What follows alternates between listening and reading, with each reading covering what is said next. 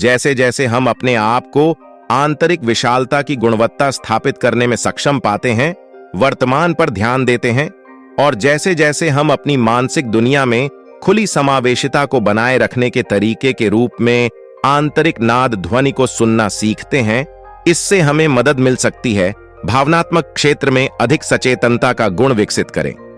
यदि आपने अपने दिमाग को करीब से देखा है तो आपने शायद देखा होगा कि कैसे कुछ इंद्रिय छाप, यादें, विचार और मानसिक छवियां भावनात्मक रूप से आवेशित होती हैं।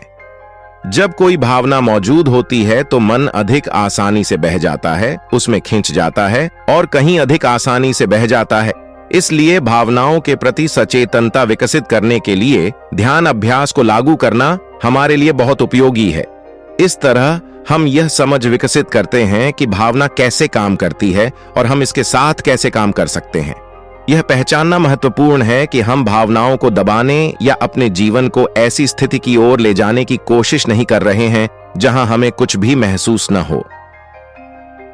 बौद्ध अभ्यास का उद्देश्य हमारी भावनात्मक प्रकृति को निष्प्रभावी करना, खत्म करना नहीं है।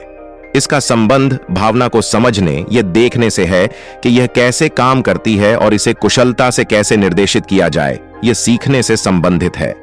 जब भी हम किसी भी प्रकार की भावना का अनुभव करते हैं, चाहे वह सकारात्मक हो, नकारात्मक हो या तटस्थ हो, चाहे वह प्रेरणा हो या उत्साह, खुशी हो या दुख, क्रोध या भय, चाहे वह अच्छा हो या अस्वास्थ्यकर, उजला हो या अंधेरा, किसी न किसी प्रकार की शारीरिक अनुभूति सदैव भावना के साथ जुड़ी रहती है। इसका एक शारीरिक परिणाम होता है, एक अनुभूति जो हर तरह की भावनात्मक स्थिति के साथ जुड़ी होती है। और इस भौतिक परिणाम में कोई निश्चित पैटर्न नहीं है जो हम सभी पर लागू होता है। हर किसी की अपनी विशेष छाप होती है। जिस तरह से हम में से प्रत्येक व्यक्ति भावनाओं को शारीरिक अनुभूति के रूप में अनुभव करेगा, वह अनोखा है। लेकिन हर कोई भावनात्मक स्थिति के साथ किसी न किसी प्रकार की शारीरिक अनुभूति महसूस करेगा, और वह भौतिकता एक बहुत ही सहायक प्रवेश बिंदु हो सकती है। मन को भावनात्मक संतुलन की ओर ले जाने के लिए एक उपयोगी उपकरण। यह हमें सचेतनता और ज्ञान विकसित करने और उन्हें हमारे भावनात्मक अनुभव के साथ एकीकृत करने में मदद करता है।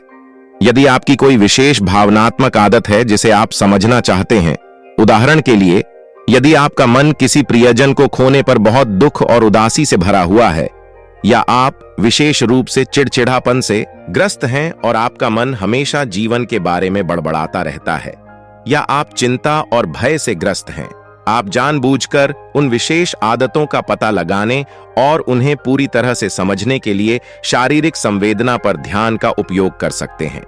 एक उदाहरण देने के लिए, लगभग 6 या 7 वर्षों तक भिक्षु रहने के बाद मुझे एहसास हुआ कि जीवन के साथ मेरा बुनियादी रिश्ता चिंता का था। यह चिंता इतनी प्रबल, व्यापक और असहनीय थी कि मुझे एहसास ही नहीं हुआ कि मैं चिंतित हूं। चिंता बिल्कुल गुरुत्वाकर्षण बल की तरह थी, वह हर समय थी। इससे मेरा अभिप्राय यह है कि एक दिन मुझे अचानक यह एहसास हुआ कि जीवन के साथ मेरा बुनियादी रिश्ता यह है, यदि यह अस्तित्व में है तो इसके बारे में चिंता करें। यह जीवन के प्रति मेरी मौलिक प्रतिक्रिया थी। चाहे वह कुछ भी हो, चाहे वह ईंट हो या पेड़ या बादल या कोई इंसान, यदि आप इसे महसूस करते हैं तो इसके बारे में चिंता करें। यह खोज मेरे लिए आश्चर्यजनक थी, क्योंकि एक पूर्णकालिक ध्यानी के रूप में मैं कई वर्षों से अपने अनुभवों और लक्षणों को देख रहा था। मैं दिमाग को करीब से देख रहा था और सीख रहा था कि यह कैसे काम करता है, और इसलिए मुझे यह जानकर आश्चर्य हुआ कि मैंने इतनी मजबूत आदत को नजरअंदाज कर दिया था। चिंता इतनी निरंतर बनी हुई थी कि मुझे एहसास ही नहीं हुआ कि मैं चिंता कर रहा हूं। यह बिल्कुल सामान्य लग रहा था। मेरी भावना यह थी, बेशक अगर कुछ मौजूद है तो आपको चिंता करनी चाहिए। चिंता न करना गैर जिम्मेदाराना बात है। यदि आप परेशान नहीं हैं तो आप अपना कर्तव्य नहीं निभा रहे हैं। मुझे एहसास हुआ कि मुझे इसके बारे में सीखने की जरूरत है। इस चिंताजनक आदत को समझने की जरूरत है, और यह भी कि मन कितनी आसानी से इसमें फंस जाता है। मैं उस समय अज्जान सुमेदो के मार्गदर्शन में अध्ययन करने के लिए बहुत भाग्यशाली था, और यह उनकी सलाह सुनने और उनके मार्गदर्शन का पालन करने के माध्यम से था कि मैंने सीखा कि किसी भावना की शारीरिक संवेदनाओं का उपयोग कैसे किया जाए। वह समझाते थे कि जब आप किसी भावना में फंस जाते हैं तो आपका ध्यान उस चीज पर जाने की प्रवृत्ति होती है जिसके बारे में आप चिंतित हैं। कोई आपके बारे में क्या सोचता है, या आप अपना विमान पकड़ने के लिए समय पर हवाई अड्डे पहुंच पाएंगे या नहीं। ध्यान चिंता की वस्तु पर केंद्रित होता है, लेकिन जब ऐसा होता है तो आप डर के वास्तविक अनुभव से चूक जाते हैं। आप विषय पक्ष पर जो हो रहा